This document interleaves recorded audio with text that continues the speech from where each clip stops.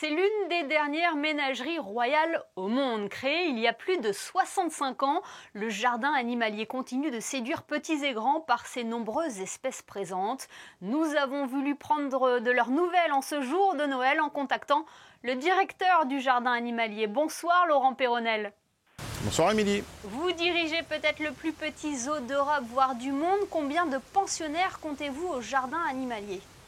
Alors effectivement, sur 1 hectare, on présente à peu près 250 à 300 animaux, répartis sur une 70 espèces à peu près. D'accord, alors quelles sont les espèces qui résident au pied du rocher? Est-ce que vous pouvez nous citer quelques animaux? Alors les espèces emblématiques, il y a Pollux, l'hippopotame, la mascotte du lieu. Nous avons des reptiles, des mammifères, des amphibiens, des primates, plein de petites espèces que nous récupérons très souvent chez des particuliers qui nous les abandonnent ou des saisies douanières. Et après, pour certaines, on travaille en collaboration avec d'autres parcs zoologiques pour faire des programmes de reproduction pour préserver telle ou telle espèce. Et est-ce que ces animaux ont eu le droit à un menu spécial pour les fêtes de fin d'année? Alors, pas un menu spécial, un menu journalier. En fait, on essaie de faire en sorte que ce soit tous les jours Noël pour eux. Ah, donc qu'est-ce qu'il y a au menu? Fruits, légumes frais tous les jours, des graines pour ceux qui mangent des graines, des granulés spécifiques pour chaque espèce. On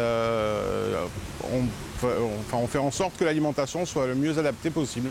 Cette fin d'année est également l'occasion de dresser un bilan. Est-ce qu'il y a eu des nouveaux arrivants en 2020, des naissances aussi peut-être? Alors beaucoup de naissances, surtout chez les oiseaux, des ibis rouges, des pigeons de Nicobar, on a eu des petits agoutis, on a eu des petits maras. Beaucoup d'espèces domestiques, des canards, des lapins, des oies.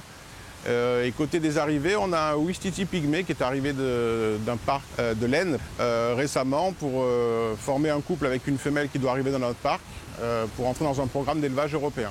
Voilà, parce qu'il y a aussi cet aspect du jardin animalier où vous effectuez aussi des reproductions. Absolument. Après, il y a des programmes d'élevage européens. Donc plusieurs parcs se coordonnent pour s'échanger des animaux, pour éviter la consanguinité. Et ça nous permet d'avoir une population captive saine pour éventuellement réintroduire dans les milieux naturels quand le besoin se fera sentir. Alors il faut prendre soin de ces espèces. Cette semaine d'ailleurs vous avez lancé une campagne de vaccination, non pas contre la Covid-19 mais contre la grippe aviaire. Exactement. Donc la France est passée en risque élevé pour la grippe aviaire le mois dernier. Donc on a été obligé de vacciner tous les oiseaux du parc. Ça nous a permis aussi de vérifier leur état de santé, de baguer les jeunes et d'identifier les animaux nés dans l'année. Donc ça nous a permis aussi d'avoir un suivi poussé des animaux vu qu'on les a tous attrapés pour les vacciner. Et est-ce que tout le monde se porte bien? Tout le monde va à merveille. Le confinement n'a pas eu un réel impact sur le jardin animalier, sur la fréquentation, puisque vous étiez fermé au public depuis août 2018 pour faire peau neuve. Est-ce que les visiteurs n'ont pas trop manqué aux animaux? Honnêtement, non. C'était plus difficile pour nous d'avoir les allées vides, de ne plus entendre le cri des enfants et de voir leur sourire dans le parc. Mais les animaux ont très bien vécu le fait d'être privés, d'être confinés. Et nous pouvons toujours leur rendre visite pendant les fêtes? Le jardin animalier reste ouvert?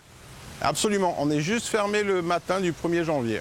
Merci Laurent Peyronel d'avoir été avec nous en ce jour de Noël. Passez de très belles fêtes. Merci également et joyeux Noël à tous.